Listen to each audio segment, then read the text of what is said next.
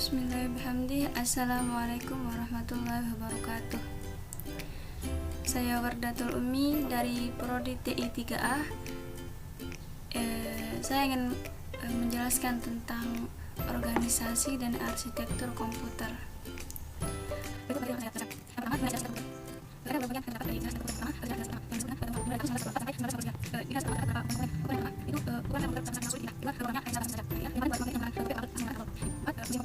Sejarah singkat yang kedua yaitu sejarah di generasi kedua atau bisa disebut dengan transistor. Terdapat komponen-komponen yang ada di generasi kedua. Komponen yang pertama menggunakan teknologi transistor. Transistor ini adalah alat semikonduktor yang dipakai sebagai penguat dan sebagai sirkuit pemutus dan penyambung. Komponen yang kedua, program sudah menggunakan bahasa pemrograman tinggi. Ketiga, sudah mulai menggunakan hard disk. Tidak seperti di generasi pertama, penyimpanannya masih menggunakan kabel. Nah, kalau di generasi kedua sudah mulai menggunakan hard disk. Sejarah yang ketiga, generasi ketiga disebut dengan integrate. Dimulai dari tahun 1964 sampai 1975. Komponen-komponen yang terdapat di generasi ketiga. Komponen yang pertama menggunakan IC. IC ini adalah komponen yang dipakai sebagai otak peralatan elektronika. IC ini paling kompleks, terletak di dalam komputer saja. Komponen kedua 100 kali lebih cepat dibandingkan di generasi pertama dan generasi kedua. Sejarah yang keempat atau generasi keempat yang disebut dengan Very Large Scale Integration, dimulai dari tahun 1975 sampai sekarang, atau yang bisa kita rasakan sekarang ini. Komponen-komponen terdapat dalam generasi pertama. Yang pertama sudah mulai menggunakan IC. Komputer sudah mulai berukuran kecil. Tidak seperti generasi pertama, kedua, dan ketiga. Komputer masih berukuran sangat besar. Nah, seiring berjalannya waktu, komputer sudah mulai berukuran kecil seperti yang kita rasakan sampai saat ini. Selanjutnya, pengertian organisasi arsitektur komputer. Organisasi komputer adalah bagian yang terkait erat dengan unit-unit operasional dan interkoneksi antar komponen penyusun sistem komputer dalam merealisasikan atau mewujudkan aspek arsitekturalnya.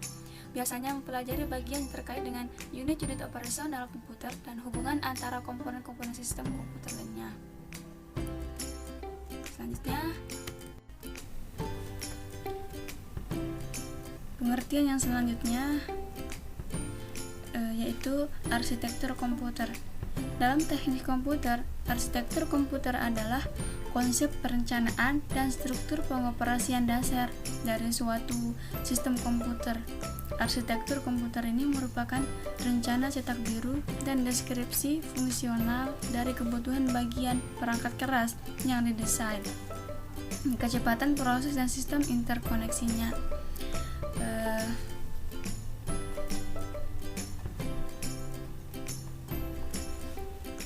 Dalam hal ini, implementasi perencanaan dari masing-masing bagian akan lebih difokuskan, terutama mengenai bagian CPU,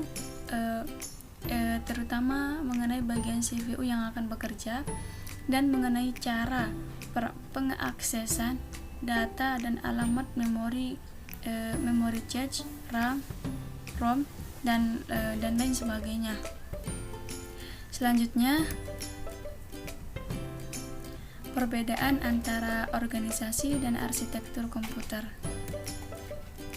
Organisasi komputer adalah bagian yang terkait dengan erat dengan unit-unit operasional. Contohnya, teknologi hardware, perangkat antarmuka, teknologi memori, sistem memori, dan sinyal-sinyal kontrol. Arsitektur komputer adalah atribut-atribut sistem komputer yang terkait dengan seorang programmer. Contoh, set instruksi, aritmatika yang dipergunakan, teknik pengalamatan, mekanisme input atau output. Dengan demikian, Sebuah rancangan pada arsitektur komputer dapat direalisasikan atau diwujudkan jika terdapat organisasi komputer. Organisasi komputer dan arsitektur komputer saling berhubungan.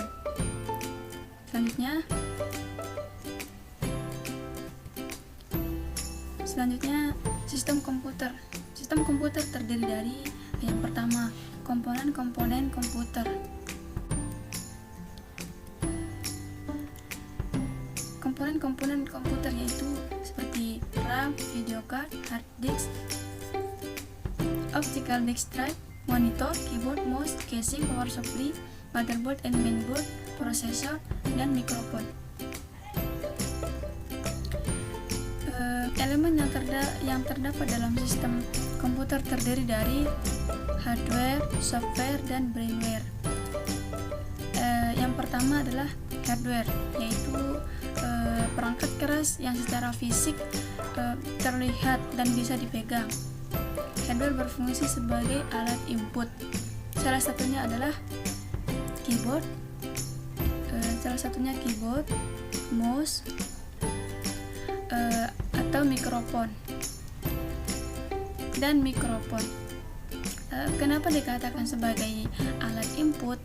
Karena dapat memasukkan data ke dalam komputer. Yang kedua ada software. Software berfungsi sebagai alat proses. Salah satunya ada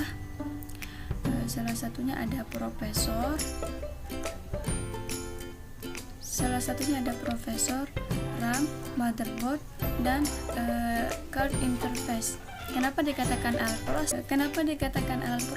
Karena dapat digunakan untuk memproses data yang diinput lewat perangkat seperti keyboard, mouse, dan mikrofon. Elemen yang selanjutnya ada hardware. Hardware berfungsi sebagai alat output. Salah satunya seperti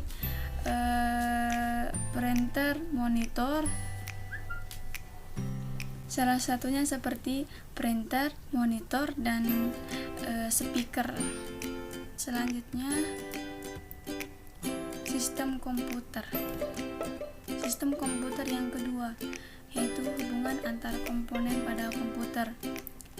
Hubungannya jelas saling berhubungan karena tanpa adanya salah satu komponen, mana mungkin sebuah PC dapat bekerja sendiri. Nah, contohnya ketika mengerjakan skripsi, makalah, atau resume, tanpa adanya keyboard tidak mungkin tulisan bisa menulis sendiri. Selanjutnya, cache memory. Memori cache memiliki kecepatan tinggi yang digunakan sebagai perantara antara RAM dan CPU. Dengan adanya memori cache ini, kapasitas yang sangat cepat dan ukurannya yang sangat kecil dapat memiliki sifat yang temporary atau sementara, sehingga mampu mengirimkan data dari RAM ke CPU. Fungsi cache memory yaitu mempercepat akses data pada komputer, meringankan kerja prosesor, menjembatani perbedaan kecepatan antara CPU dan memori utama, dan mempercepat kinerja memori. Selanjutnya, internal memory. Internal memory merupakan memori yang dapat diakses secara langsung oleh prosesor. Dalam hal ini, yang disimpan di dalam memori utama dapat berupa data atau program.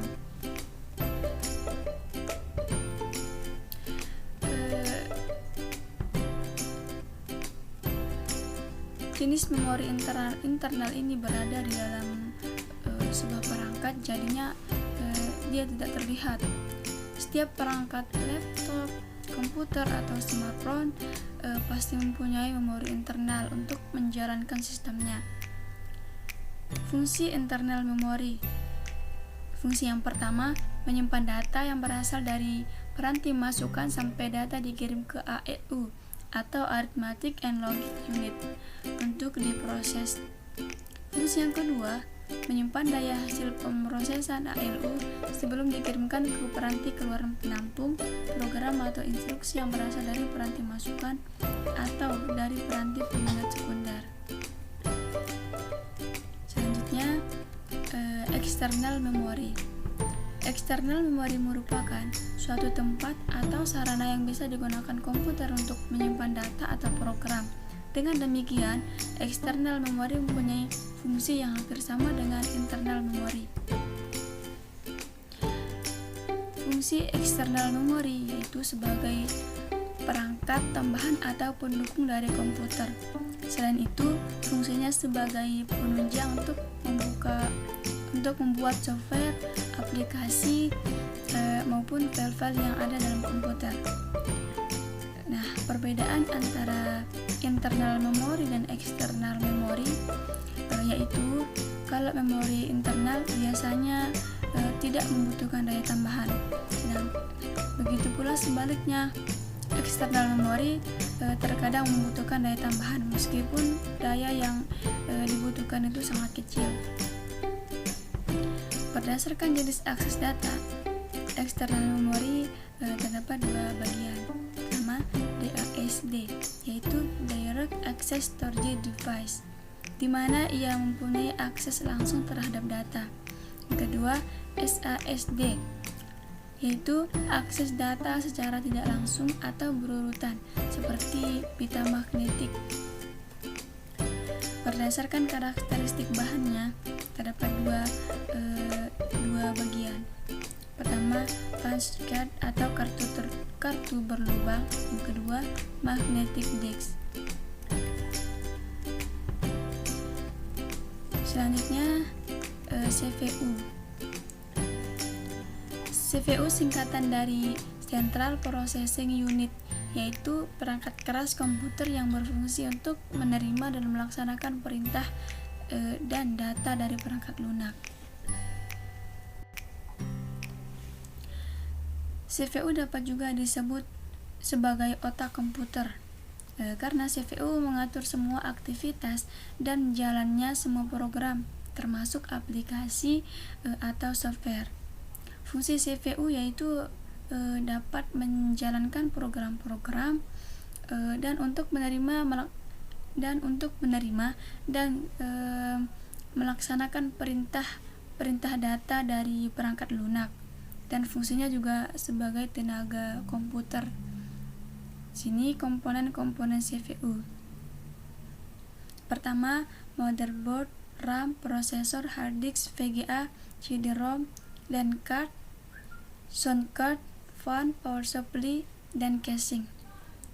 Selanjutnya, yang terakhir yaitu kesimpulan. Organisasi dan arsitektur komputer membahas tentang dua hal. Yang pertama tentang arsitektur atau bentuk dari sebuah komputer, yang dimana bentuk dari komputer itu didesain sebagaimana rupa agar terlihat lebih ringkas, dimana dulunya komputer bentuk hampir seperti ruang kelas. Dan yang kedua, membahas tentang organisasi device yang ada pada komputer, yang fungsinya untuk melakukan pengoperasian sesuai user.